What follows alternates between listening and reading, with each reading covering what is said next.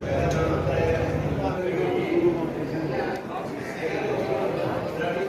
B वास्ते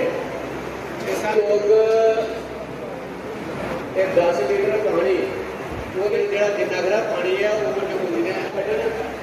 गिलियां बोरियां ऊपर चाहिए थोड़ी जगह लूट निकलती है पानी रोकती है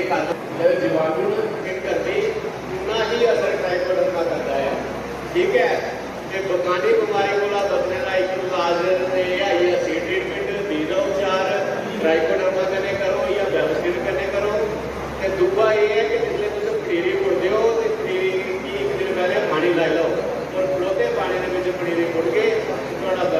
बकानी बीमारी जिसे असं पुलिशन डिजीज भी आखने क्योंकि बाकी बूटे कार्बन होंगे वो बूटे जोड़े ने वो वधी होंगे वो बूटे जिसले जो जी फंगस है जिसले वो जिबरेट प्रोड्यूस करती है तो वो क्योंकि ग्रोथ मार्क होने उसका साइज बड़ा वधी होता है जिसले वो बिजेरिक एसिड प्रोड्यूस करती है उसके जितने साढ़े सही होंगे प्रमुख रोग है ब्लास्ट सट पैदियां उत्थे ब्लास्ट आता उसे बासमती हमारी लगभग जम्मू में 60,000 हेक्टेयर एरिया में होती है और लगभग 30,000 टन बासमती यहाँ से बाहर जाती है बाकी देशों में। हमारी जम्मू की जो बासमती है खुशबूदार जो बासमती है तो इसकी प्रमोशन के लिए एपिडा संस्था है जो एक्सपोर्ट को प्रमोट करती है, उनके ही सौजन्य से आज ये प्रोग्राम हो रहा है और ये प्रोग्राम की पूरी सीरीज़ है। पहले हम कठुआ में करेंगे, इसके बाद सांबा डिस्ट्रिक्ट में भी बासमती होती है रामगढ़ एरिया में, तो इसके बाद हम एक प्रोग्राम रामगढ़ के किसानों के लिए करेंगे और तीसरा जो जम्मू के किसान हैं उनके लिए एक प्रोग्राम करेंगे। और प्रोग्राम में हमने किसानों को ये सिखाना है कौन सी दवाइयाँ हैं जो बासमती में नहीं लगानी चाहिए, जो बैंड हैं और जिनका रेजिडुअल इफेक्ट होता है और बाद में हमारी जो कंसाइनमेंट बाहर जाती है उस पर वो सैंपल में पास होनी चाहिए। तो इन सारी चीज़ों को किसानों को ध्यान में हम ये समझाते हैं कौन सी वैरायटी अच्छी है, बीज को कैसे अपना बीज किसान कैसे तैयार कर सकें। ज़्यादा जो किसान हैं वो प्राइवेट सेक्टर से बीज लेते हैं, लेकिन बासमती की जितनी भी फसलें हैं ये ओपन पॉलिनेटर वैरायटीज़ हैं, इनका बीज घर में बन सकता है। किसानों को हम ये समझाते हैं कि अपना बीज बनाओ, बालियाँ चुन के बनाओ, खेत की डिमार्केशन करके, और जब फांडी करते हैं तो फांडी में जो पहला झटके में जो दाना गिरता है वो बीज है और जो बाकी वाला दाना है वो अन्न है। तो इसको पहले ही अलग अलग कर लो, अपना बीज खुद बनाओ, सिलेक्शन अच्छी करो और अच्छा बीज होगा तो उससे फसल भी अच्छी आएगी। अब बनकियाँ ऐसी आ गई हैं जो 2 क्विंटल धान जो है वो कनाल का दे रही हैं और बासमती में लागत मूल्य भी बहुत कम है और बासमती की कल्टीवेशन जो है उसमें पानी की भी सेविंग होती है। बाकी वाला जो धान है वो ज़्यादा पानी लेता है, ये थोड़ी लेट लगती है और हमारे शेड्यूल में फिट होती है। ऑर्गेनिक जहाँ बासमती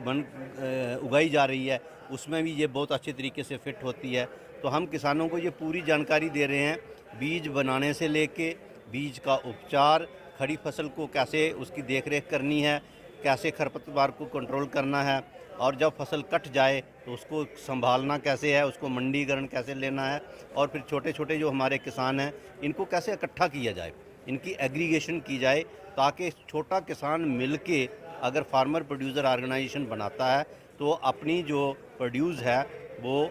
खुद ही व्यापारी बन के, किसान ही व्यापारी बने तो उसकी इनकम बढ़ सकती है। तो ये हम कोशिश कर रहे हैं कि किसानों को एंटरप्रेन्योर, उद्यमी या अच्छा मैनेजर बनाया जाए, अच्छा बिजनेसमैन बनाया जाए और उसको हम इंटीग्रेटेड फार्मिंग के साथ जोड़ रहे हैं। इंटीग्रेटेड फार्मिंग अगर हम करेंगे तो किसान की इनकम और बढ़ जाएगी। इंटीग्रेटेड फार्मिंग का मतलब ये है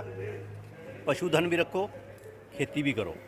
और डाइवर्सिफाई भी करो अपने आप को, और खेत से हट के जो दूसरी सुविधाएं हैं जैसे मशरूम है, बी कीपिंग है, वर्मी कंपोस्टिंग है, ये भी करो ताकि आपकी आमदन बढ़े। और डेयरी भी रखो, डेयरी से जितना भी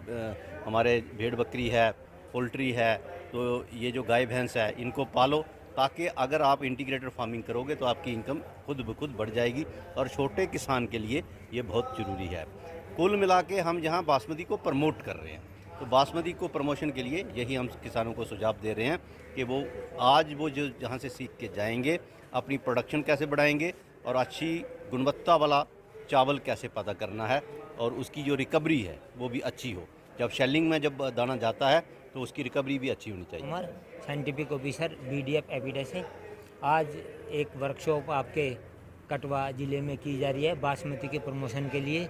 आप सब लोग जानते हैं कि पूरी दुनिया में 2 ही कंट्री ऐसे हैं जो बासमती को ग्रो कर सकते हैं, बाकी पूरी दुनिया खाने वाली है, लेकिन हर खाने वाला आदमी क्वालिटी पसंद करता है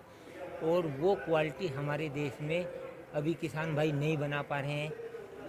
उनको उस क्वालिटी के बनाने के लिए प्रशिक्षित करना ही BDF एपिडा का मेन उद्देश्य है, ताकि वे वो वाला धान पैदा करें जिसमें लागत कम लगे लेकिन क्वालिटी हो। मांगने वाला नाम से मांगे कि मुझे जम्मू की बासमती चाहिए, मुझे कठुआ ज़िले की बासमती चाहिए। इस तरह के किसान यहाँ से हम लोग